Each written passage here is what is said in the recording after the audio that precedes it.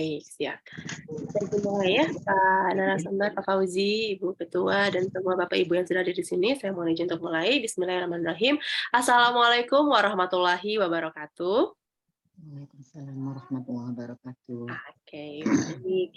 Wassalatu wassalamu ala asrofil anbiya wal mursalin wa ala alihi wa sahbihi ajmain.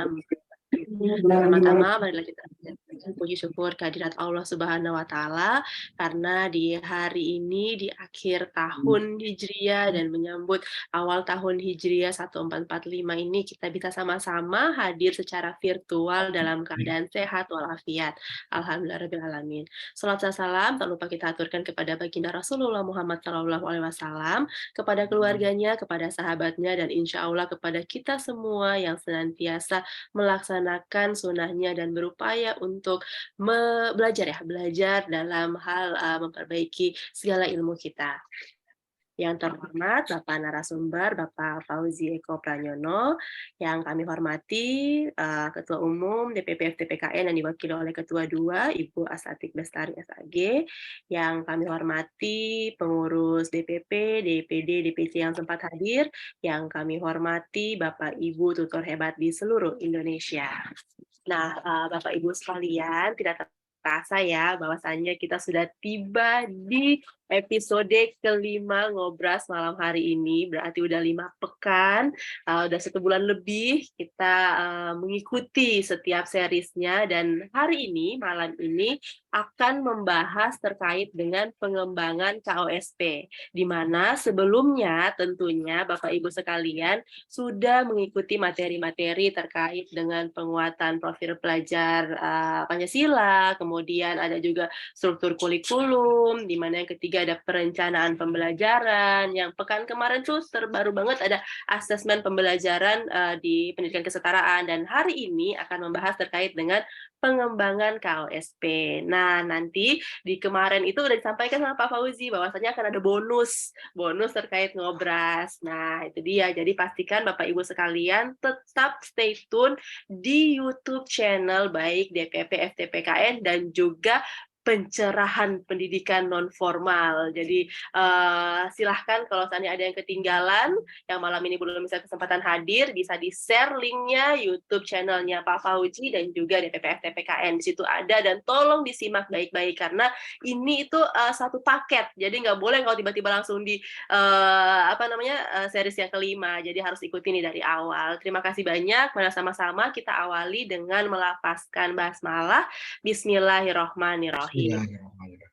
Baik, acara selanjutnya kita dengarkan dulu pembukaan singkat oleh Ketua Umum 2 yang terhormat Ibu Astatik Bestari SAG. Kepada beliau disilahkan. Terima kasih. Assalamualaikum warahmatullahi wabarakatuh. Assalamualaikum warahmatullahi wabarakatuh. Selamat malam Bapak dan Ibu semuanya. Pada malam hari ini Bapak Ketua Umum DPP FTPKN tidak dapat hadir langsung untuk menjumpai Bapak dan Ibu di ruang Zoom karena ada sesuatu hal. Saya mohon izin menggantikan beliau untuk memberikan sedikit sambutan seperti biasanya sebagai salah satu rundown dari kegiatan Ngobras spesial ini. Saya mengucapkan terima kasih kepada Pak Fauzi selaku Ketua Harian Dewan Pembina. Saya ini masih agak salah.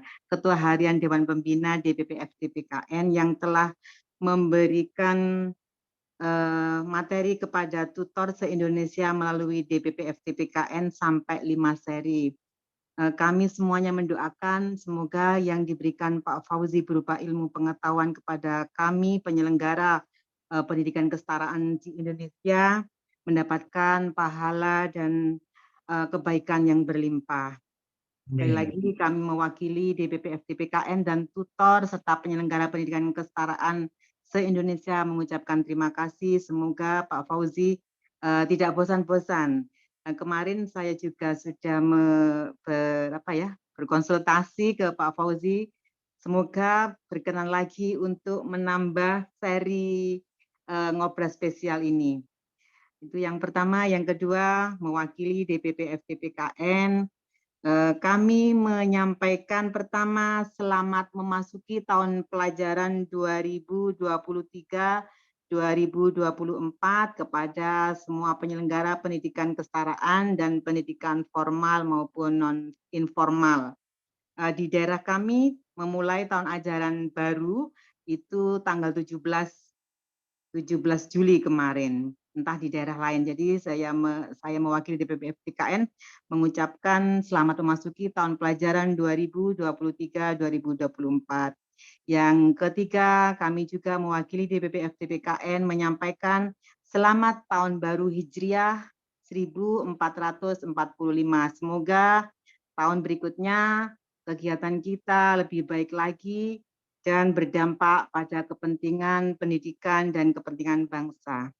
Bapak dan Ibu serta Pak Fauzi yang kami hormati dan senantiasa kami harapkan arahan-arahannya, wawasannya, kami merasa berterima kasih kehadiran Ngobras ini selalu dinanti-nanti, sehingga itu tadi kami perlu lagi melobi Pak Fauzi berkenan untuk memberikan materi ngobras, mengisi ngobras berikutnya.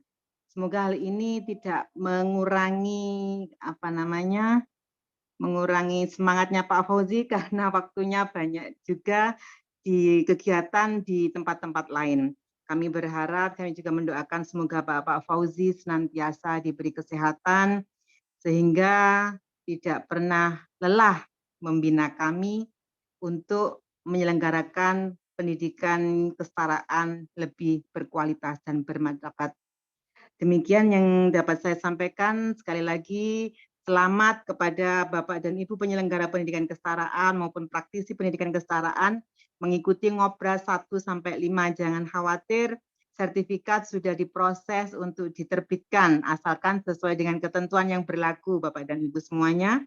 Saya juga memberitahukan kembali, mengulangi kembali bahwa DPP FTPKN pada tahun 2023 ini agenda yang akan dilaksanakan salah satunya adalah Munaslup pada bulan September, kemudian juga dirangkai juga kegiatan puncak Astina 3, kemudian ada seminar nasional, sama-sama semuanya diselenggarakan di Surabaya insya Allah.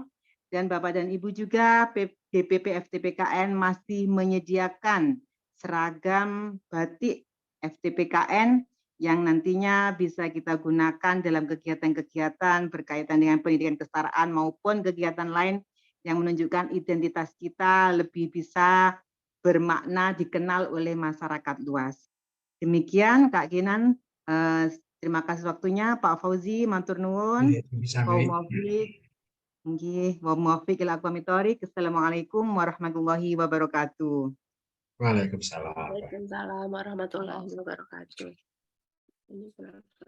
Oke, baik Bapak Ibu yang kami hormati, demikian sambutan dari Ibu Ketua 2 bidang peningkatan kompetensi DPP FTPKN. Terima kasih banyak Bunda Yunda sudah mengingatkan terkait dengan Astina 3, seminar Munaslup, Batik FTPKN dan juga nanti Ngobras 6. Sekedar spill nih ya, bocoran bahwasanya Ngobras 6 itu nanti akan terkait dengan format rapot pendidikan kesetaraan baik K13 maupun kurikulum merdeka. Jadi pastikan Bapak Ibu semua tetap menantikan itu di grup. Nanti biar tidak ketinggalan informasinya, silakan Bapak Ibu bisa bergabung di grup WA terkait dengan ngobras ini. Jadi tidak akan ketinggalan informasinya.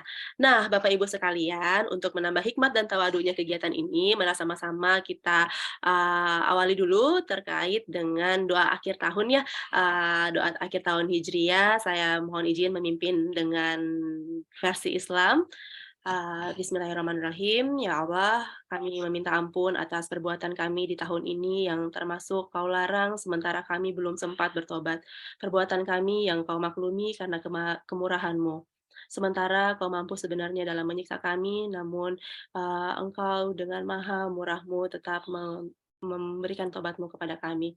Ya Allah, perintahkanlah kami semua dalam tobat dan dapat eee, me me mengobati, segala kesalahan kami. Ya Allah, kami berharap Kau dapat menerima perbuatan kami semua dengan ridho-Mu di tahun ini dan perbuatan-Mu yang terjanjikan pahala-Mu.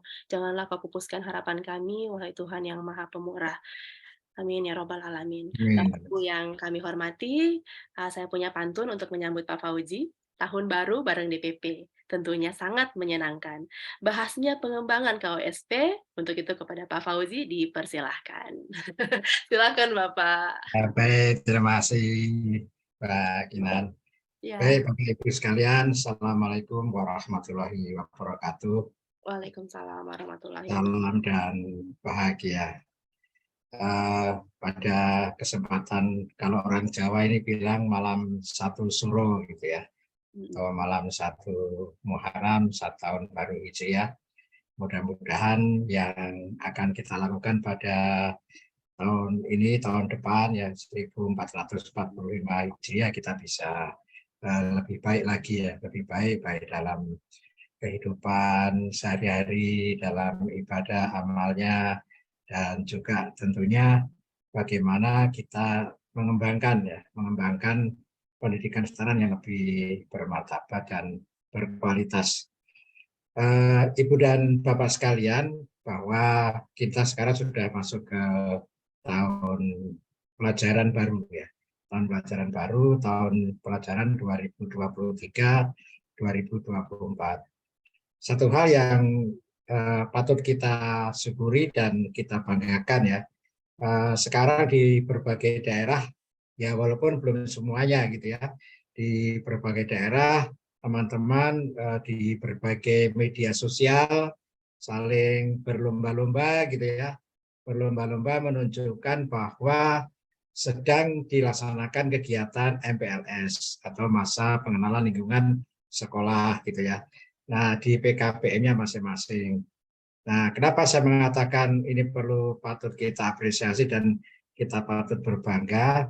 Ini sekarang kita menunjukkan bahwa pendidikan kesetaraan itu pelaksanaannya bersama dengan pendidikan formal. Kalau dulu kan tidak ya.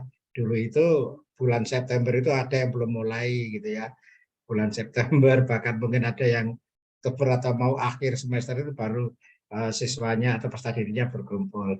Nah, ini menunjukkan bahwa teman-teman itu sudah mulai tata kelola pembelajarannya itu sudah mulai tertata baik. Nah, ini yang patut kita banggakan dan kita syukuri. Nah, kemudian tentunya ini harus diikuti ketika tahun pelajaran itu sudah mulai, bagaimana kurikulum operasional satuan pendidikan yang akan diterapkan pada tahun pelajaran baru ini gitu ya. Nah, sementara ini kan kita masih belum mendapatkan data ya, apakah teman-teman di PKBM ini sudah mengembangkan KOSP. Saya lebih cenderung menggunakan istilah pengembangan, walaupun nanti materinya itu berjudul penyusunan gitu ya. Kalau pengembangan itu kan sebenarnya sudah ada. Jadi sebenarnya KOSP itu nanti ada apa dua langkah, yang bukan dua langkah, dua hal yang kita bedakan. Yang pertama, Bapak Ibu menyusun dari baru, ini penyusunan gitu ya, atau mengembangkan. Mengembangkan berarti nanti ada revisi dari KOSP yang sudah ada. Nah, saya menggunakan kata yang sebenarnya itu lebih berpikir positif. Berpikir positif, teman-teman itu sudah punya gitu. Nah, kalau belum punya ya mari kita mulai dari penyusunan. Maka pada malam hari ini judulnya yang kita publikasikan itu pengembangan, tapi marilah kita mulai dari penyusunan KOSP. Nah, KOSP ini sebenarnya merupakan hal yang harus ada berdasarkan ketentuan mulai dari peraturan pemerintah nomor 57 tahun 2021 tentang standar nasional pendidikan, dan juga di dalam panduan pengembangan KOSP itu sudah ada ya, bahwa satuan pendidikan itu wajib memiliki kurikulum operasional satuan pendidikan. Nah, sekarang ini kurikulum operasional satuan pendidikan tidak lagi disusun seperti kurikulum yang dulu ya, kurikulum 13. tidak ada lagi dokumen 1, tidak ada lagi dokumen 2, tidak ada lagi dokumen 3. Disusun sederhana dengan bahasa yang lugas. Nah, bagaimana cara penyusunannya? Mari kita ikuti bersama ya, kita ikuti bersama.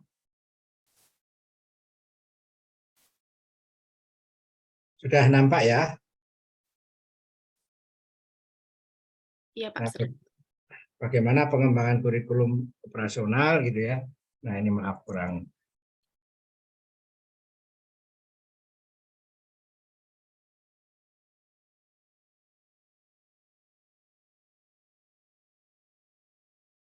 Baik, Bapak Ibu sekalian, jadi kurikulum operasional itu beberapa prinsip pengembangannya adalah pertama, harus berpusat kepada peserta didik. Jadi kenapa? Karena pembelajaran itu harus memenuhi keragaman potensi, kebutuhan pengembangan dan tahapan belajar, serta kepentingan peserta didik. Jadi sekali lagi, kurikulum yang kita kembangkan harus berorientasi kepada peserta didik. Bapak Ibu tentunya bisa memahami peserta didik yang ada di PKBM itu seperti apa, potensinya, kemudian akan dikembangkan kemana. Kalau daerahnya itu potensi peserta didiknya itu lebih banyak ke arah, karena lingkungannya itu kelautan, mungkin kurikulumnya ke arah potensi kelautan. Kalau peserta didiknya itu di daerah perkotaan, peserta didiknya lebih banyak pada aktivitas yang bersifat rural, ya tentunya akan diarahkan kepada keterampilan-keterampilan atau pengetahuan-pengetahuannya itu yang bersifat perkotaan. Ini tentunya harus ada apa namanya pijakan berdasarkan kebutuhan peserta didik. Dan jangan lupa bahwa profil pelajar Pancasila ini selalu menjadi rujukan pada semua tahapan dalam penyusunan kurikulum operasional satuan pendidikan. Kemudian kurikulum ini bersifat kontekstual ya. Jadi perlu saya tegaskan di sini. Jadi kurikulum operasional satuan pendidikan itu bukan dokumen yang bersifat administratif ya, tapi di dalam dokumen itu harus menunjukkan ke arah mana gitu ya kurikulum akan dikembangkan. Ya di samping tadi bersifat berpusat pada peserta didik, konteksnya yang tadi juga sudah saya singgung di awal, konteks itu menunjukkan kekhasan dan sesuai dengan karakteristik satuan pendidikan, konteks sosial budaya dan lingkungan. Nah ini barangkali Bapak Ibu kemudian bisa bisa memahami ya PKBM antara PKBM SKB 1 dengan yang lainnya dengan lingkungan sosial budaya dan ekonomi yang berbeda itu akan mengarahkan orientasi konteks kurikulum dalam setiap mata pelajaran itu akan berbeda-beda gitu ya. Mata pelajaran geografi, mata pelajaran IPA, mata pelajaran bahasa Indonesia, bahasa Inggris di daerah pedesaan, di daerah pantai, kemudian di daerah pegunungan, di daerah perkotaan, itu kontennya bisa berbeda-beda ya. Nah, inilah yang harus kita pahami akhirnya bahwa yang namanya modul, sekali lagi ya, modul yang bersifat nasional itu tidak bisa lagi kita terapkan di kurikulum yang sekarang ini karena kontennya itu nanti dalam materi itu bisa berbeda-beda, harus kontekstual gitu ya, kontekstual dengan lingkungan masing-masing. Kemudian kurikulum itu juga harus bersifat esensial. Semua unsur informasi penting utama yang dibutuhkan oleh pemegang kepentingan tentang kurikulum yang digunakan di satuan pendidikan dapat diperoleh di dokumen ini gitu ya. Jadi orientasi kurikulumnya itu kemana itu bisa ditulis di dalam kurikulum operasional ini. Kemudian bahasanya lugas, mudah dipahami, tidak mengulang naskah atau dokumen yang ada di naskah lain. Kalau nanti akan disebutkan rujukannya merujuk saja kepada Kepmen 262 halaman sekian. Jadi tidak perlu lagi ditulis di dalam kurikulum operasional. Ditulis seperti peraturan menterinya, kemudian CP, kemudian struktur dan sebagainya. kecuali untuk pendidikan kesetaraan perlu dicantumkan lampiran nanti ya, tabel distribusi SKK gitu ya. Tapi tidak perlu lagi mengutip berbagai dokumen-dokumen yang regulasi yang terbit, tidak perlu ya. Yang penting itu orientasi kurikulumnya itu kemana gitu ya. Kemudian yang keempat, akuntabel, dapat dipertanggungjawabkan karena berbasis data dan aktual. Jadi kurikulum operasional ini harus berbasis data. Data apa? Satu, data mengenai kondisi lingkungannya. Kemudian yang kedua yaitu rapor pendidikan gitu ya. Jadi pengembangan kurikulum ini harus berbasis data ya. Data yang sekarang bisa Bapak Ibu gunakan adalah rapor pendidikan. Rapor pendidikan berdasarkan Bapak Ibu kan sudah bisa mengakses untuk mengunduh rapor pendidikan. Di sana sudah ada rekomendasi-rekomendasi. Nah, itu dijadikan arah pengembangan kurikulum operasional. Kemudian melibatkan berbagai pemangku kepentingan. Nah, pengembangan misalnya ya, pengembangan ini melibatkan Komite Satuan Pendidikan. Memang tidak di PKB belum diatur secara operasional bagaimana komite sekolah ya. Tapi Bapak Ibu boleh membentuk Komite Satuan Pendidikan walaupun tidak sama persis dengan komite sekolah. Dan juga berbagai pemangku kepentingan dari unsur orang tua, organisasi, dan juga berbagai sentra ya, bisa sentra misalnya di daerah itu ada sentra pusat industri, kemudian pusat kesenian gitu ya. Nah, ini bisa budaya ya, bisa dilibatkan untuk memberikan masukan ya, dan kegiatan pengembangan kurikulum ini di bawah koordinasi dan supervisi Dinas Pendidikan. Nah, kalimat di bawah koordinasi dan supervisi ini, dinas nanti tidak perlu melakukan pengesahan. Bukan itu maksudnya ya. Jadi dinas tidak perlu, sekali lagi, dalam pengertian supervisi, dinas tidak perlu melakukan pengesahan. Dalam kurikulum operasional satuan pendidikan sekarang ini, tidak diperlukan pengesahan. Pengesahannya siapa? Ya, pimpinan satuan pendidikan itu, kepala satuan pendidikan itu, ketua PKBM, kepala SKB yang mengesahkan gitu ya. Jadi tidak perlu ada tanda tangan dari dinas gitu ya. Nah, ini kita harapkan lebih memberikan keluasaan ya kepada satuan pendidikan. Nah, Bapak Ibu sekalian, ini proses penyusunan kurikulum operasional. Jika satuan pendidikan itu baru pertama kali menyusun, bagi yang belum pernah menyusun kurikulum operasional satuan pendidikan, langkahnya seperti ini. Nah, pertama menganalisis konteks, karakteristik satuan pendidikan, tapi tidak analisis konteks yang menganalisis 8 standar, tidak. Tapi nanti menghasilkan karakteristik satuan pendidikan ya. Jadi seperti apa satuan pendidikannya berdasarkan kondisi sosial, budaya, lingkungan, kemudian juga dari hasil rapor pendidikan. Kemudian yang kedua merumuskan visi, misi, tujuan dari satuan pendidikan.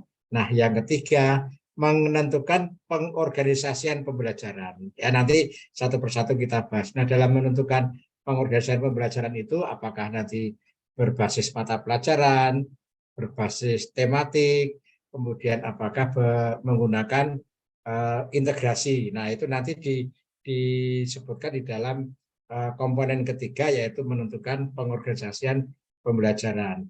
Kemudian yang keempat, menyusun rencana pembelajaran. Nah, ini ada dua nanti, rencana pembelajaran di tingkat satuan pendidikan berbentuk alur tujuan pembelajaran yang minggu yang lalu sudah kita, beberapa waktu yang lalu sudah kita kita bahas. Kemudian yang kedua yaitu modul ajar atau RPP gitu ya.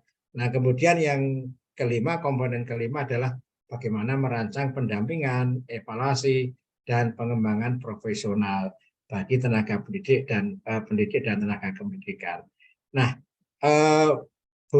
komponen 3, 4, dan 5 ini bisa kita lakukan evaluasi jangka pendek. Bisa setiap semester, bisa tahunan. Bahkan kurikulum operasional satuan pendidikan itu bisa kita tinjau kapanpun gitu ya. Bisa kita tinjau kapanpun ketika ada pengembangan-pengembangan atau ada perubahan-perubahan. Tapi untuk karakteristik, kemudian visi, misi, tujuan, itu sebaiknya dievaluasi dalam jangka panjang yang dilakukan dalam setiap 5 atau 4 tahun gitu ya. Nah, ini proses peninjauan dan revisi kurikulum operasional satuan pendidikan yang kita lakukan setiap tahun paling tidak ya. Setiap tahun, setiap semester juga boleh. Nah, ini merevisi pada komponen ketiga, komponen keempat, kemudian komponen kelima. Dan pada tahun kelima merevisi visi misi dan karakteristik satuan pendidikan. Nah, ini dilakukan bagi teman-teman yang sudah memiliki dokumen kurikulum operasional, gitu ya. Nah, ini Bapak Ibu langkah-langkahnya. Nah, sekarang kita lihat di komponen pertama. Nah, komponen pertama ini analisis karakteristik satuan pendidikan.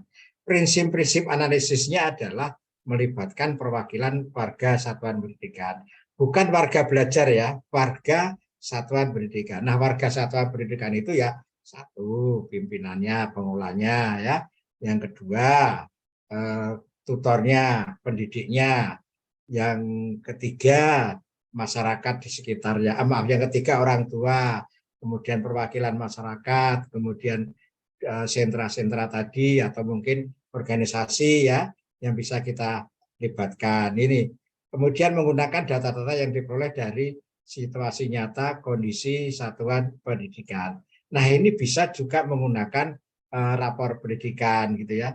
Rapor pendidikan bisa menggunakan data-data dari BPS, bisa menggunakan data-data dari kelurahan, dari kecamatan gitu ya. Nah, kemudian mengalokasikan waktu yang cukup untuk pengumpulan, pengorganisasian, analisis dan dokumentasi data. Jadi Bapak Ibu bisa mengambil kapan waktu yang digunakan untuk mengumpulkan, mengkompilasi dan menganalisis data ini. Nah, kemudian memilah informasi yang relevan dan menyimpulkan untuk mengembangkan strategi atau solusi. Tentunya data-data yang dibutuhkan itu selain rapor pendidikan, misalnya data-data demografi, data-data ekonomi, kondisi sosial masyarakat, ini harus dipilah yang bisa memberikan pengaruh kepada pengembangan kurikulum operasional ya. Jangan semua data nanti dikumpulkan akhirnya dokumen kurikulum operasional itu isinya hanya data-data yang mungkin data itu tidak terkait langsung dengan bagaimana pengaruhnya terhadap kurikulum operasional yang dikembangkan oleh PKBM.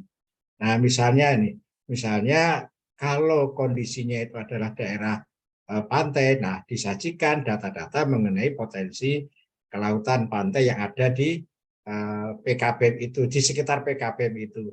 Dan bagaimana nanti pengaruhnya data-data itu terhadap konten kurikulum yang akan dikembangkan oleh PKBM. Ini harus nyambung sekarang Bapak Ibu. Jadi kurikulum satu dengan yang lainnya, PKBM satu dengan yang lainnya, itu bisa sangat berbeda. Kontennya bisa berbeda, orientasinya juga bisa berbeda gitu ya. Karena apa? Sekarang ini untuk lulus itu tidak wajib seperti kurikulum dulu harus menguasai mata pelajaran ini, tapi yang penting peserta didik itu lulus bisa apa di lingkungannya. Nah, bisa apa di lingkungannya itu tentunya dia harus bisa survive yang pertama. Yang kedua, dia bisa bermakna bagi kehidupan sekitarnya. Yang ketiga, dia bisa mengembangkan produktivitas sesuai dengan kondisi lingkungan sosial budaya setempat. Kemudian Bapak Ibu sekalian, caranya bagaimana mengumpulkan informasi? Bisa dengan kuesioner, wawancara, atau mungkin juga Bapak Ibu bisa menggunakan FGD, kemudian bisa observasi, rapor pendidikan.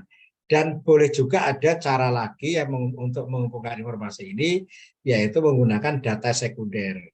Data sekunder itu Bapak Ibu bisa mencari di kelurahan, bisa mencari di internet, BPS, bisa mencari di kecamatan, itu data-data sekunder, tapi dipilih data yang bersifat mutakhir ya, memiliki data yang terakhir.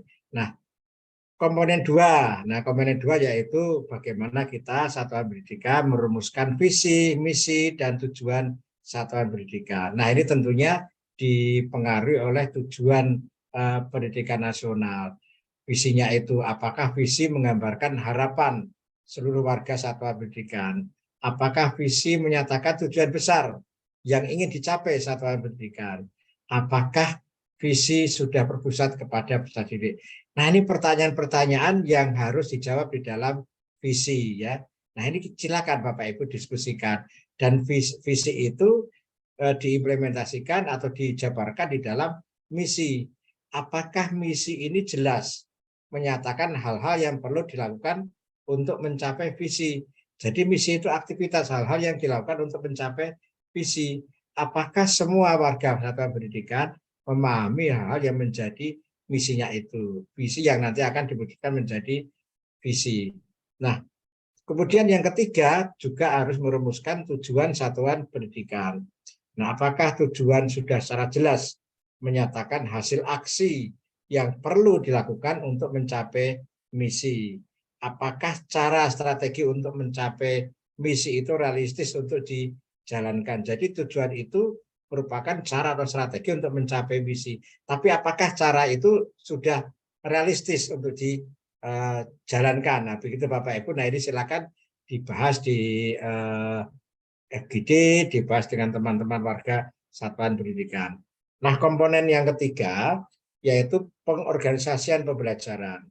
Nah, satuan pendidikan menyusun pembelajaran yang meliputi satu, kelompok wajib, yang kedua, pemberdayaan dan keterampilan berbasis profil pelajar Pancasila. Kemudian yang ketiga, jika ada, boleh ada kegiatan ekstrakurikuler. Nah, untuk sekarang ini kan membutuhkan effort ya, ini berupa tantangan bagaimana di tengah kesibukan peserta didik itu dia bisa satuan pendidikan bisa menciptakan ekstrakurikuler. Tapi yang penting adalah bagaimana kegiatan pembelajaran kelompok wajib dan pemberdayaan keterampilan ini bisa dilaksanakan. Untuk kelompok wajib, pembelajaran berisi muatan mata pelajaran dan muatan tambahan jika ada untuk MULO. Kemudian penetapan mata pelajaran pilihan untuk paket C ya, kalau paket A, paket B kan tidak ada ya untuk mata pelajaran pilihan. Nah, ini mulai diatur ini Bapak Ibu. Kalau misalnya ya PKBM itu sudah mulai masuk tahun kedua ya. Tahun kedua pada IKM Mandiri Berubah dan Mandiri Berbagi. Nah, kalau sudah masuk tahun kedua itu sudah ada itu ditulis di dalam kurikulum operasional bagaimana cara menetapkan mata pelajaran pilihan gitu ya. Ini harus ditulis ya seperti apa ya. Kemudian juga nanti pada saat ketika lulus itu seperti apa kriteria lulusnya itu juga nanti harus disebutkan, tapi tidak di sini Bapak Ibu. Ini kan mengatur mengenai pengorganisasian pembelajaran. Nah, kemudian satuan pendidikan wajib untuk mendistribusikan satuan kredit kompetensi. Jadi kalau tadi dituliskan bagaimana mengorganisasikan pembelajarannya, termasuk bagaimana cara memilih mata pelajaran untuk paket C yang sudah ada akan kelas 11 sekarang ini ya, itu wajib dituliskan. Nah, kemudian satuan pendidikan juga harus menuliskan bagaimana SKK yang sifatnya itu gelondongan pada setiap fase untuk keseluruhan mata pelajaran kelompok wajib dan juga nanti untuk kelompok program pemberdayaan dan keterampilan itu harus didistribusikan ke dalam setiap mata pelajaran ya. Dan kemudian nanti ada lampiran jadwal berdasarkan kegiatan pembelajaran tatap muka, mandiri atau tutorial. Nah, ini harus diceritakan ya Bapak Ibu sekalian di dalam komponen pengorganisasian pembelajaran. Nah, kemudian juga harus dinarasikan gitu ya. Jadi bentuknya itu narasi saja. Narasi dinarasikan bagaimana kegiatan pemberdayaan dan keterampilan berbasis profil pelajar Pancasila. Nah, dan ini dilakukan dengan pendekatan proyek. Jadi P5 di dalam pendidikan setara itu bentuknya ini ya pemberdayaan dan keterampilan gitu ya. Tidak dilakukan tersendiri. Karena P5-nya itu ya di pemberdayaan dan keterampilan. Nah, ini harus mulai dirancang Bapak Ibu sekalian di dalam kurikulum operasional gitu ya. Jangan sampai ketika akan menulis ijazah baru bertanya, ini mata pelajaran, maaf, nilai pemberdayaan dari mana ini? Nah, berarti dia tidak punya kurikulum operasional. Kalau punya, mungkin di dalam kurikulum operasional itu belum dibahas apa program pemberdayaannya, apa kegiatan keterampilannya. Dan kalau di dalam kurikulum operasional sekarang ini, program pemberdayaan dan keterampilan itu dilakukan untuk penguatan profil pelajar Pancasila, sehingga sudah mulai dijelaskan ya, sudah mulai dideskripsikan apa bentuk aktivitas pemberdayaannya, apakah bentuk MPLS itu termasuk salah satu kegiatan pemberdayaan, bisa kewirausahaan, bisa outing class, bisa public speaking gitu ya, bisa kunjungan-kunjungan ke tempat-tempat sentra-sentra produksi atau tempat-tempat sanggar-sanggar kebudayaan. Ini merupakan kegiatan pemberdayaan. Kemudian keterampilannya bentuknya apa? Dan bagaimana kegiatan pemberdayaan dan keterampilan? Apakah diintegrasikan atau merupakan paket-paket kegiatan tersendiri? Nah, ini harus dijelaskan di dalam komponen pengorganisasian pembelajaran gitu ya. Nah, yang berikutnya ekstrakurikuler. Tadi saya katakan, ekstrakurikuler itu boleh ada, boleh tidak untuk pendidikan kesetaraan. Karena apa? Karena kegiatan ekstrakurikuler ini kan membutuhkan waktu lagi tambahan. Sementara peserta didik kesetaraan itu kan banyak yang sudah bekerja dan seterusnya. Nah, ini yang perlu dipikirkan kembali bagaimana penyelenggaraan ekstrakurikuler. Yang wajib ini yang intranya ini. Kelompok wajib, kemudian pemberdayaan dan keterampilan berbasis profil pelajar Pancasila. Nah, kemudian Bapak Ibu sekalian, bagaimana pendekatan pengembangan pembelajarannya ini. Jadi ketika kita akan mengembangkan kegiatan pembelajaran, ada 4 pendekatan ya. Pendekatan 1 berbasis menggunakan mata pelajaran. Jadi setiap mata pelajaran terpisah. Nah, kemudian nanti ada jadwalnya. Nah, kemudian tatap muka bisa reguler mingguan gitu ya. Kemudian pendekatan tematik ya. Kemudian pendekatan secara terintegrasi, kemudian pendekatan secara bergantian atau blok waktu terpisah. Nah, bagaimana bedanya antara tematik dengan pendekatan terintegrasi? Nah, kalau tematik itu mengambil tema-tema yang akan diangkat, bisa juga berbasis problem gitu ya.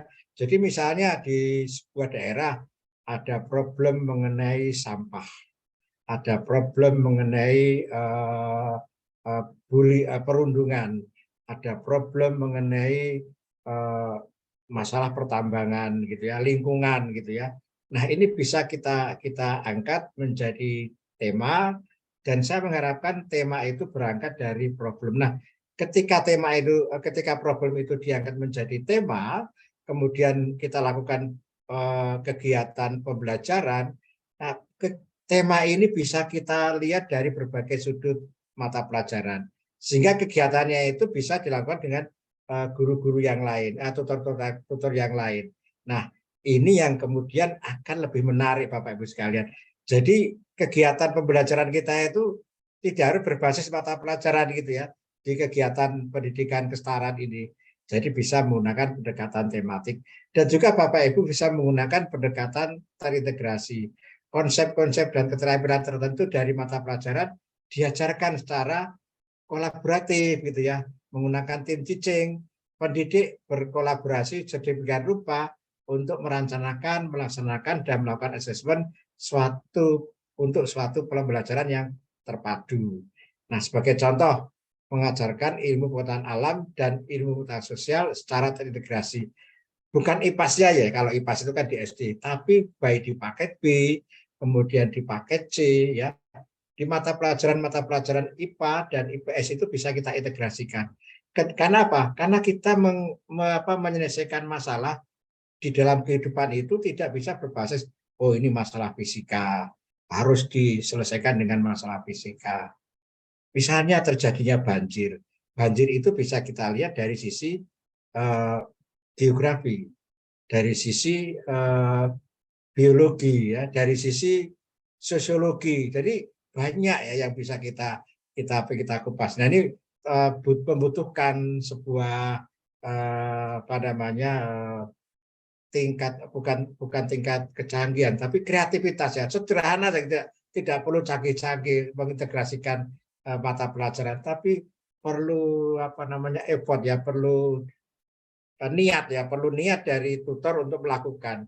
Kalau kita selalu sudahlah biasa-biasa kita berbasis mata pelajaran enak kok gitu ya. Nah ini berani nggak PKP melakukan itu? Loh kenapa tidak berani?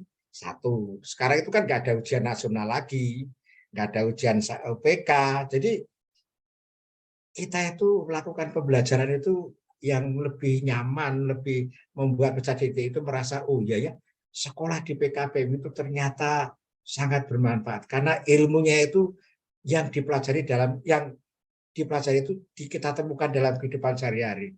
Pelajarannya bukan mata pelajaran, apalagi Bapak Ibu sekalian ya, yang mengajar itu masih usianya muda, yang duduk di depan pengajar itu sudah sepuh-sepuh gitu ya. Jadi mereka itu kan tidak butuh diceramahi, tapi mereka justru bisa memberikan solusi dalam menghadapi masalah-masalah yang dia hadapi sehari-hari dari berbagai sudut pandang pendekatan mata pelajaran, baik nanti dengan tematik maupun dengan integrasi.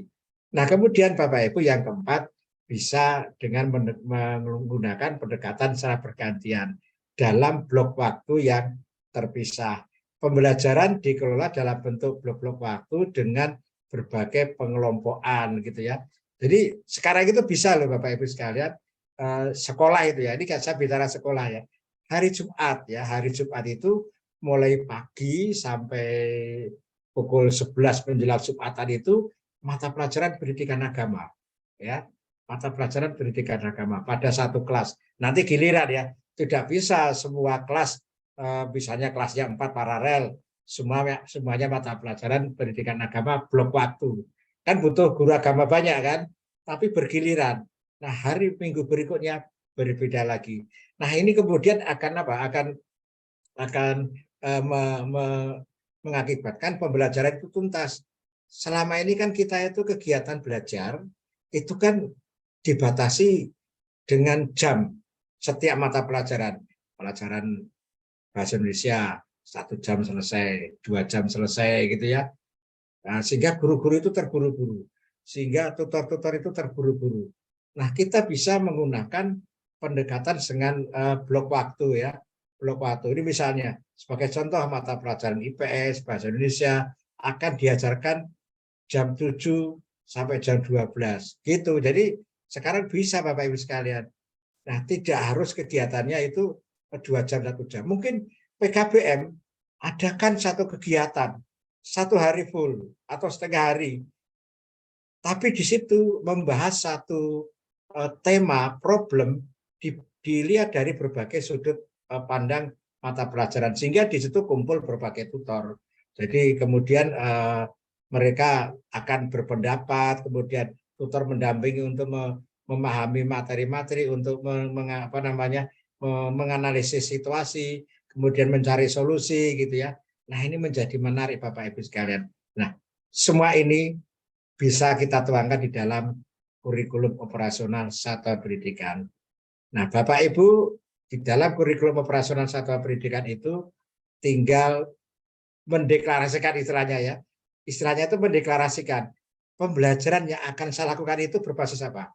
Pendekatan mata pelajaran yang selama ini dilakukan, atau tematik, atau terintegrasi, atau blok waktu. Ya, nah, dan ini bisa mix ya Bapak Ibu sekalian, bisa mix terutama antara tematik dengan terintegrasi, kemudian blok waktu. Jadi kita tidak perlu itu blok waktu, itu tematik. Yang penting kegiatan pembelajarannya itu dilakukan dengan cara menarik dan tidak seperti kegiatan yang sebelumnya. Nah, ini merupakan sebuah tantangan bagi Bapak Ibu sekalian, berani tidak menggunakan pendekatan pembelajaran yang hanya berbasis pendekatan mata pelajaran. Mari Bapak Ibu sekalian, ayo dicoba siapa yang berani memulai gitu ya.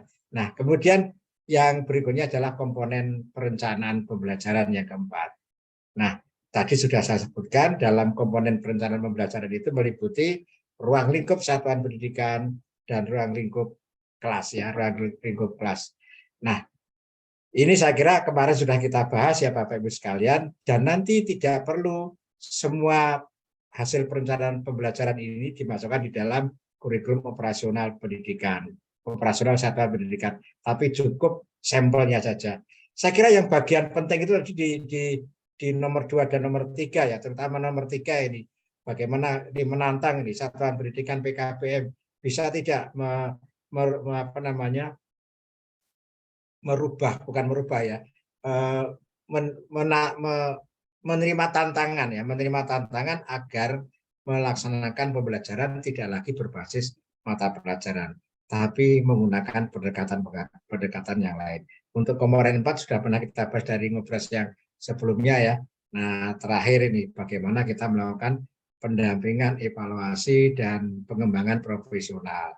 Nah, ini Bapak Ibu sekalian, bahwa ketika kita melakukan penyusunan kurikulum operasional, mulai tahapan perencanaan, kemudian kita melaksanakan, kemudian kita evaluasi, nah kemudian kita juga melaksanakan refleksi dan umpan balik setelah mengevaluasi. Nah, tentunya yang tidak lupa Bapak Ibu sekalian, pimpinan satuan pendidikan, ketua PKBM, kepala SKB perlu melakukan pendampingan kepada seluruh warga kepada seluruh pendidik dan tenaga kependidikan yang ada di satuan pendidikan itu.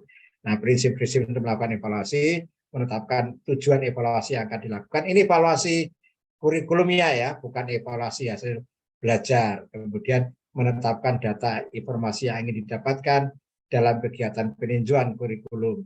Menentukan bentuk asesmen yang akan dilakukan untuk mendapatkan data atau informasi yang diinginkan ya. Kemudian merancang aktivitas evaluasi yang bersifat reflektif dan dapat dijadikan pengembangan bagi pendidik dan pelaksana program. Yang kelima, menggunakan alat penilaian pencapaian yang jelas dan terukur. Nah, ini Bapak Ibu sekalian yang bisa saya jelaskan dan mudah-mudahan bisa menjadi pencerahan bagi kita semuanya, terutama di dalam di dalam komponen yang ketiga tadi. Demikian Bapak Ibu, terima kasih atas perhatian semuanya. Baik, terima kasih banyak Pak Fauzi atas materinya. Jadi Bapak Ibu sekalian yang ingin bertanya, silahkan bisa raise hand maupun bisa menuliskan di kolom komentar. Berikut saya sudah kirimkan juga link presensi untuk Bapak Ibu semua. Nanti di situ ada pilihan jika Bapak Ibu ingin dicetak sertifikatnya, dia berbayar 25.000 yang ada lengkap juga di mana harus ditransfer. Kalau tidak pun tidak masalah, silahkan pilih tidak dan tetap kirimkan link Google Form-nya karena itu tetap akan terekap di bidang Pekom DPP FTPKN. Baik, itu terkait dengan presensi. Bapak Ibu, apabila ada pertanyaan dipersilahkan. Kami ucapkan terima kasih banyak ini kepada Bapak Ibu yang standby mengaktifkan videonya. Kemudian ada yang memang saya lihat dari Ngobras 1 itu hadir terus ya, Pak Burhanuddin, ada Pak Mujahidin, ada siapa lagi Bapak Ibu sekalian. Silahkan terkait dengan pengembangan KOSP ini tadi ada 2 garis besarnya ya terkait dengan ada 5 prinsip pengembangan KOSP sama 5 langkah-langkah yang mana tiap langkahnya sudah dijelaskan secara detail oleh Bapak Fauzi. Oke, baik kita lihat di kolom chat. Oke, Bapak pemateri juga sudah memberikan materinya di kolom chat. Silahkan Bapak Ibu unduh, Bapak Ibu download untuk memiliki materi tersebut. Nah, kita masih punya 10 menit lagi Bapak Ibu sekalian. Apakah ada yang ingin didiskusikan atau memang sudah sangat jelas atau mungkin malah nggak kebayang Pak ya? Maksudnya kayak Resen itu PKBM Toleransi. Oh iya, baik. Silahkan. Atau mungkin dilihat di PKBM. YouTube ada yang bertanya. Oh iya, PKBM baik. Toleransi silakan. PKBM Tolerante, mungkin bisa dibantu Kalina, apakah mungkin masih di-mute atau di-ask untuk unmute dulu pada PKBM Tolerante? Saya ask untuk. Memang untuk KOSP ini rata-rata kan masih bersifat karena abstrak ya. Saya Iya, mengatakan abstrak itu karena banyak belum menyusun gitu ya. betul, Pak. Juga apalagi tadi yang saya sampaikan pada pengorganisasian pembelajaran, pada yang ketiga tadi, rata-rata kan kita itu menggunakan pendekatan mata pelajaran. Sekarang itu boleh kok kita tidak menggunakan pendekatan mata pelajaran, tapi aktivitasnya itu bisa kita lihat dari berbagai sudut mata pelajaran gitu ya. Nah ini perlu ini tantangan ini.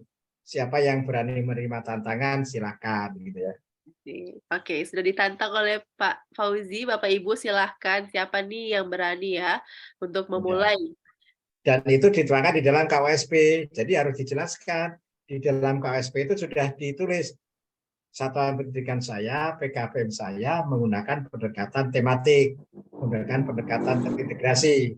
Walaupun Oke. di sampingnya juga menggunakan pendekatan mata pelajaran. Jadi mungkin ada pendekatan mata pelajaran dalam beberapa bulan gitu ya. Kemudian menggunakan pendekatan tematik. Pak, terus bagaimana asesmennya? Asesmennya bisa dilakukan setelah kegiatan tematik dan kegiatan terintegrasinya itu dalam satu rangkaian kegiatan selesai. Setelah itu dilakukan assessment dan meliputi berbagai mata pelajaran. Oke, baik Bapak. Terima kasih banyak atas pencerahannya. Silahkan Bapak atau Ibu dari PKBM Tolerante bisa langsung ditanyakan karena kami sudah aks untuk apa namanya suara. Jangan-jangan ini terpencet. Iya ya. Ya Oke. memang ini ke KWSP itu agak dari dalam setiap materi baik saya luring maupun daring ya. Respon KWSP itu agak apa namanya kurang karena ini jangan-jangan belum pernah pada nyusun ini ya. Berarti Pak kalau seandainya bisa dibayangkan sekarang, kalau diunggah mungkin, sesuai dengan standar di Sispen itu nggak akan nyampe 2 MB gitu Pak ya? Maksudnya akan sangat rendah karena, tidak seberat dengan kurikulum sebelumnya begitu, tidak akan setebal Iya, dengan nggak banyak. Mungkin saya share sekalian yang contoh kurikulum operasional ya. wah bonus nih. Silahkan Bapak.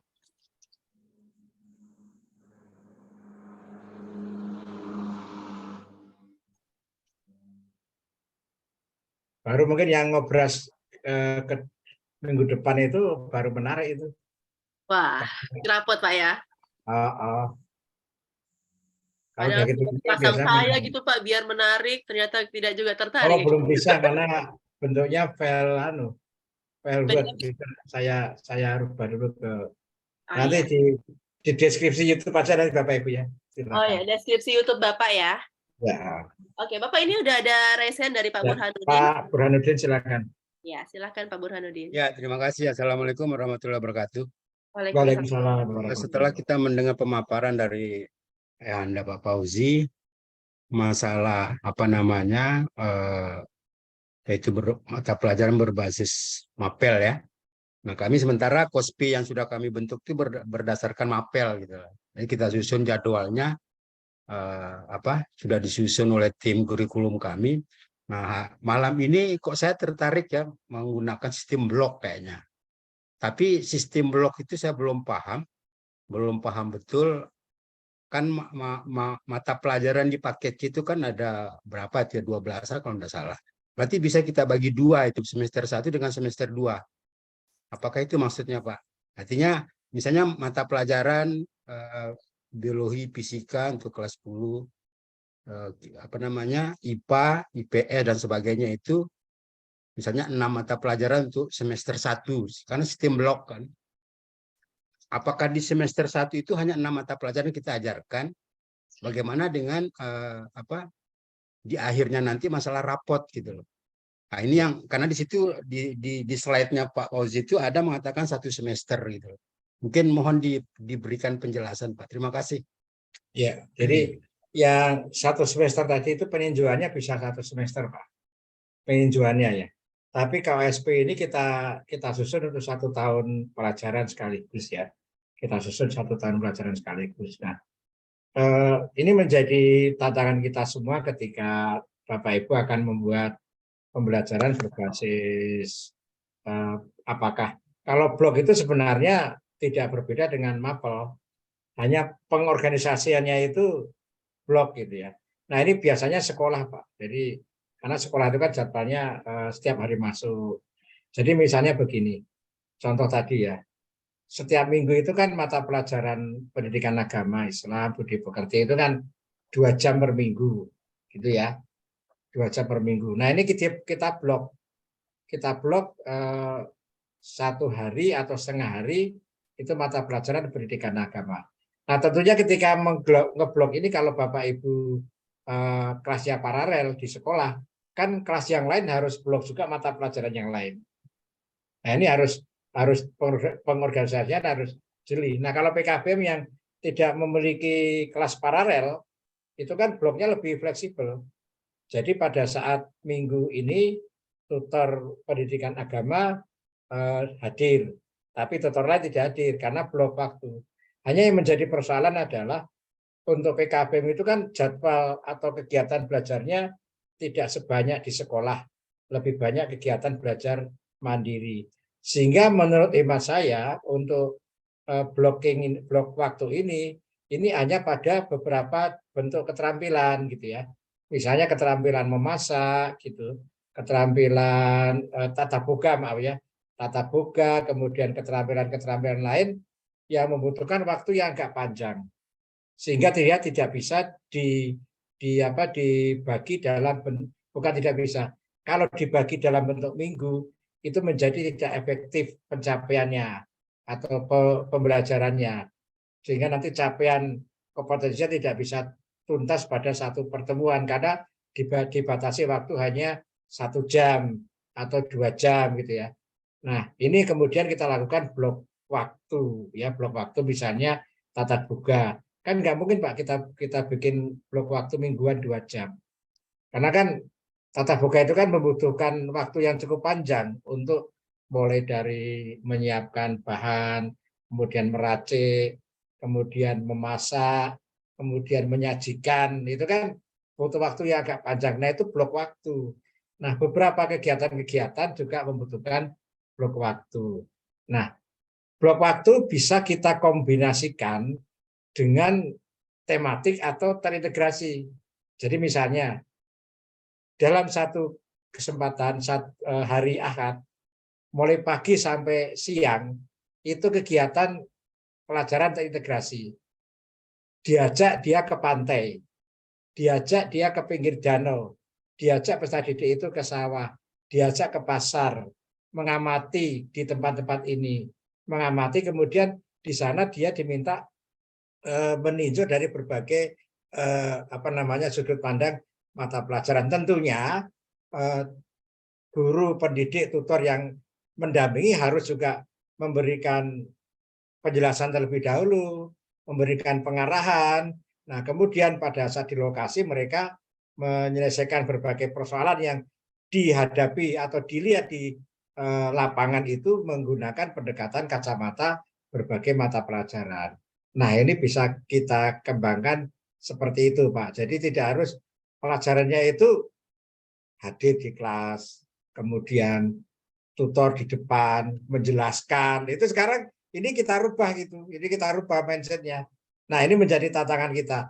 Nah, itu harus kita tuangkan di dalam kurikulum operasional satuan pendidikan. Ketika sekarang sudah tertuang seperti itu, Bapak bisa merevisi, nggak masalah. Kan belum berjalan full ini kan kurikulumnya kan. Wah ini kemudian setelah mengikuti ngobras, nah ini kelihatannya bagus ini idenya. Karena ini sekarang kita diperbolehkan Pak. Boleh sekarang kurikulum operasional atau pembelajaran yang dilakukan oleh PKBM itu sangat boleh tidak berbasis mata pelajaran. Gitu loh Pak sekarang. Ini sudah ada di dalam panduan ini. Nah tinggal kita itu sekarang akan menerima tantangan ini atau tidak. Kalau saya katakan kan di panduan itu sudah ditulis. Berarti kan itu merupakan pilihan ya. Kalau saya mengatakan malah tantangan. Berarti tidak kita memilih pilihan yang bukan mata pelajaran. Tapi berbasis tema, terintegrasi, atau mata pelajaran dikombinasikan dengan blok. Gitu Pak Burhan. Berarti nggak Pak menerima pilihan ini Pak? Kan menarik bagi warga belajar ya, daripada mereka Ya, datang ke PKB duduk mendengarkan tutornya mengajar gitu loh.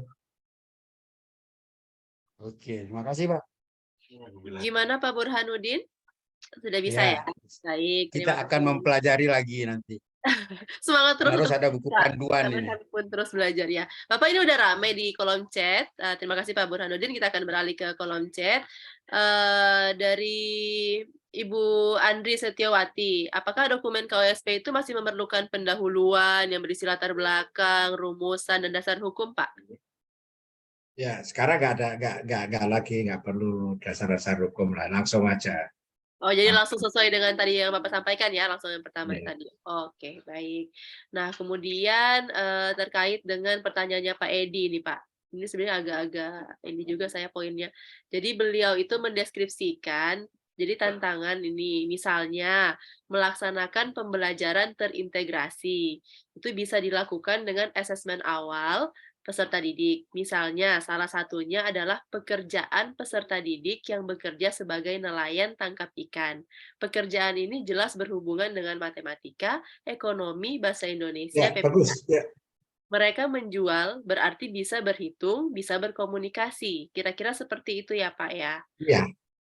Kemudian sambungannya, pertanyaan untuk Pak Fauzi, bagaimana pernyataan saya di atas itu, Pak, ketika diterapkan dalam bentuk pembelajaran terintegrasi? Ya, ini ide bagus ini. Jadi dan itu kan antara PKB yang ada di pegunungan kan beda. Dan itu sekarang kita halal seperti itu, sah gitu ya. Jadi tidak harus pembelajarannya itu berbasis mata pelajaran. Jadi ketika melakukan identifikasi atau bahkan mungkin ketika pembelajaran kemudian melakukan assessment awal ditemukan kebutuhan belajar yang berbeda, bisa kemudian merevisi kurikulum operasional satuan pendidikan. Tapi jangan setiap saat kemudian direvisi ya. Tapi tentunya diberikan batas ya. Kalau tadi kan saya mengatakan 1 semester. Tapi ketika sekarang Bapak Ibu belum menyusun, Bapak Ibu bisa melakukan identifikasi kepada peserta didik. Seperti apa karakter latar belakang pekerjaan peserta didik. Nah, itu kita sesuaikan dengan karakter latar belakang peserta didik agar kurikulum operasional, agar pembelajaran yang diterima atau dilaksanakan oleh, kalau saya lebih cenderung mengatakan pembelajaran yang dilaksanakan, bukan diterima ya, karena kan sekarang kita tidak boleh lagi memberikan materi kepada peserta didik sebenarnya, tapi bersama-sama peserta didik menemukan pengetahuan yang ada di dunia ini. Kalau orang Minang mengatakan alam takabang menjadi guru. Jadi apa yang kita temui di dalam kehidupan ini akan menjadi materi pelajaran. Kemudian tutor itu mendampingi gitu loh. Nah, ketika dia pekerjaan nelayan, bagaimana hitung untung rugi, bagaimana dia menimbang ikan yang sudah diperoleh, kemudian dia setorkan ke tempat pelelangan ikan. Ini kan proses-proses yang bisa dipelajari dari sudut pandang mata pelajaran ekonomi, matematika, dan seterusnya. Itu, Bu. Baik. Sangat bisa sekali, Pak. Bisa sekali ya Pak Edi Sofyan ya. Ini Pak Edi Sofyan dari PKBM Mandiri. Terima kasih banyak atas idenya terkait dengan nelayan ya. Seperti itu. Nah, Bapak ada pertanyaan lagi dari Pak Muhlas Hala. Yang pertama, berarti ini akan mempengaruhi formula SKK ya Pak ya, setiap kali lembaga memilih pendekatan. Ya. Jadi begini, SKK di pendidikan kesetaraan itu kan utuh gelondongan, tidak per mata pelajaran kan. Nah, ketika kita melakukan pembelajaran terintegrasi, ya SKK-nya itu nanti terintegrasi di beberapa mata pelajaran, gabungan dari beberapa mata pelajaran, gitu. Tidak kita distribusikan ke mata pelajaran, tapi gabungan. Makanya tergantung pengorganisasian pembelajaran yang kita pilih itu apakah pendekatan mata pelajaran, apakah tematik, apakah terintegrasi atau blocking. Nah, kalau blocking ini nanti bisa dikombinasikan dengan yang tadi saya sebutkan, mata pelajaran.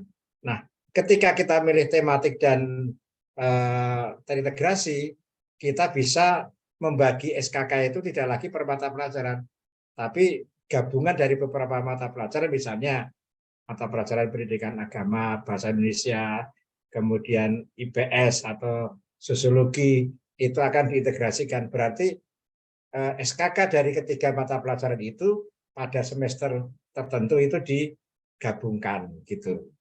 Oke, baik. Semoga sudah jelas ya Pak Muhlas. Ini mungkin pertanyaan keduanya saya modifikasi karena di sini beliau bertanya terkait dengan bisa berubah-berubah begitu pendekatannya dalam satu semester yang Bapak sampaikan tadi kan revisinya ya tadi satu semester Ya. itu. Tapi kemudian apakah Pak ada batasan atau ada apa ya yang membatasi terkait dengan yang direvisi di setiap semester itu terkait ini atau memang bisa direvisi total gitu Pak? Kalau memang ketika pelaksanaan memerlukan revisi total, tapi saya menyarankan revisi jangan jalan di tengah semester. Revisi pada akhir semester untuk semester berikutnya. Agar apa? Agar pengorganisasian pembelajaran yang sudah dilakukan, ditetapkan untuk semester yang akan berjalan itu tetap jalan dulu. Nah, pada semester berikutnya baru direvisi. Karena di dalam panduan kan kita bisa merevisi setiap tahun atau setiap semester. Yang bisa kita revisi setiap saat itu adalah RPP atau modul ajar gitu ya. Tapi untuk kurikulum operasional satu pendidikan sebaiknya itu revisinya per tahun, meninjaunya per tahun, atau mungkin kalau ingin lebih cepat bisa satu semester. Baik. Nah, berarti saat beda pergantian semester itu Pak, kalau seandainya Pak Muhlas hal lain ingin mengganti pendekatannya bisa Pak? Boleh, bisa. Iya, Silakan Pak boleh Muhlas sekali. ya. Jadi kalau sekarang beliau melakukan di kurikulum pendekatan misalnya mata pelajaran, kemudian nanti di semester berikutnya beliau ganti, oh ternyata nggak cocok nih, saya pengen ikut versi tantangannya Pak Fauzi nih, saya mau ganti pendekatan ini bisa Pak ya? Boleh. Baik, terima Nah, kasih kalau banyak. sekarang ini kan senyampang belum berjalan. Ketika sudah tercerahkan ya dari panduan. Ini bukan tantangan saya loh ya, tapi tantangan panduan gitu ya. Tantangan panduan. Saya hanya menyampaikan dari panduan gitu ya, dari panduan pengembangan kurikulum operasional. Di panduan itu membuka kita untuk melakukan pengorganisasian pembelajaran tidak berdasarkan mapel, tapi berbasis tematik ataupun integrasi atau mungkin blok waktu. Oke, baik, Nah, terima kasih ketika banyak. sekarang tahu mau merubah nggak apa-apa kan baru berjalan seminggu ini. Tapi jangan sampai nanti Kali jalan aja 3 belum ada bulan tanda terus tangannya berubah juga, gitu. Pak. Mungkin belum ditandatangani ini ya sama ketua PKBM-nya gitu ya. Nah, mungkin Ibu Dita Homeschooling HSPG bisa mengikuti di sebelumnya karena terkait dengan pengesahan dari kepala desa sudah tidak diperlukan lagi di kurikulum yang sekarang. Kemudian soal diubahnya juga sudah sangat jelas disampaikan oleh Pak Fauzi tadi. Jadi silahkan bisa di-replay lagi di channel ini di pencerahan pendidikan non formal. Kami ucapkan terima kasih banyak kepada semua Bapak Ibu yang sudah menyempatkan tahun barunya bersama kami, baik itu di Zoom maupun tadi saya udah cek di YouTube Bapak ada live chat-nya 2 yang sampai hadir, bahkan ada 12 yang masih nonton, dan terima kasih banyak kami ucapkan yang di tahun barunya tetap berkeinginan untuk terus belajar apalagi terkait dengan pengembangan KOSP seperti itu ya. Pak Fauzi, kami ucapkan terima kasih banyak Bapak atas kesediaannya. Sama-sama. Semoga ini menjadi Ya. ladang amal jariah Bapak sampai Amin. nanti iya kapanpun itu ya tetap bisa diputar terus oleh seluruh PKBM di mana saja berada dan ini menjadi musabab Bapak nanti jannah tanpa hisab. Amin ya robbal alamin.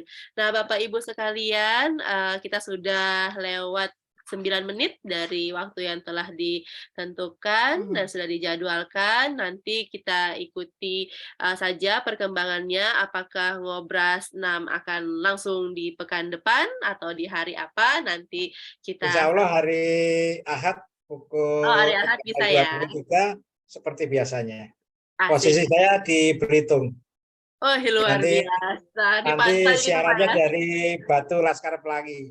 Asik, waduh luar biasa. Ini kayaknya, apa namanya, hadiah Tuhan, Pak, ya. Saking Ya. seringnya berbagi kebaikan dengan seluruh tutor di Indonesia, makanya Allah kasih hadiah terus. Mohon maaf kami DPP FTPKN tidak bisa memberikan apa-apa, Bapak, tutor hebat se-Indonesia tidak bisa memberikan apa-apa, melainkan doa yang tulus dari kami. Semoga Allah Amin. mengganti segala kebaikan Bapak dengan kebahagiaan, kesehatan, dan rezeki yang berkah. Amin ya rabbal alamin. Baik Bapak Ibu sekalian, saya Paramita Kinanti pamit undur diri mewakili DPP yang bertugas di ngobrol. Sebenarnya bukan ngobrol santai tapi daging semua isinya ini. Karena santainya sangat luar biasa, kita bisa dapat ilmu-ilmu yang bisa langsung kita terapkan. Kami kembali mengingatkan terkait Munaslup sudah sampai di mana tabungan Bapak Ibu sekalian, 15, 16, 17 September sudah sangat dekat. Semoga kita semua ditakdirkan bisa bertemu secara langsung di kegiatan Munaslup, di mana di Munaslup itu ada kegiatan seminarnya, ada kegiatan apa tadi Astina 3. Astina 3-nya juga udah sampai di mana, udah lomba apa aja yang diikuti. Ini ada 2 lomba yang baru terkait paduan suara dan juga tari profil pelajar Pancasila. Pastikan yang selama ini mungkin hanya otak kirinya yang terpakai, tutor-tutor yang mau menggunakan otak kanannya di Astina 3, silahkan. Bisa sekali kami mewadahi itu semua. Silahkan Bapak Ibu ikuti terus sosial media kami. Itu saja yang bisa kami sampaikan. Saya tutup dengan pantun. Malam ini satu suro. Di Zoom fokus mendengarkan. Terima kasih Pak Fauzi Eko Pranyono. Semoga Satuan Pendidikan langsung dapat menerapkan. Seperti itu. Terima kasih, Kak. Baik, terima kasih banyak ya. Terima kasih. Iya, ada 45 orang yang bisa standby. Tadi pembukanya 35 orang, tapi sekarang ada 45 orang. Terima kasih banyak. Saya salut dengan tutor di seluruh Indonesia. Tutor hebat, tutor bangkit, memperkokoh Indonesia. Wassalamualaikum warahmatullahi wabarakatuh. Waalaikumsalam warahmatullahi wabarakatuh. Matur nuwun Pak Nontonnya banyak kok. Terima kasih Pak Fauzi Sami-sami Bu. atas ilmunya malam ini. Selamat bertahun baru Pak Fauzi. Mohon maaf jadi mengganggu waktu tahun barunya. Mungkin nanti plus ya itu juga perlu membahas ini pendekatan yang tadi kan tergesa-gesa ya Pak punya mepet khusus ini. Kayaknya lebih enak kalau langsung ngelihat contoh gitu Pak ya. Iya. Terbiasa sistem disuapin. Oke. Nanti Bapak Ibu contohnya bisa ada di deskripsi linknya Pak Fauzi juga Pak ya. Iya. Sudah di-share beliau juga tadi di kolom chat. Makasih Bapak. Oke. Di chat ada ya, tapi sudah PDF sudah saya share. Ya. Baik.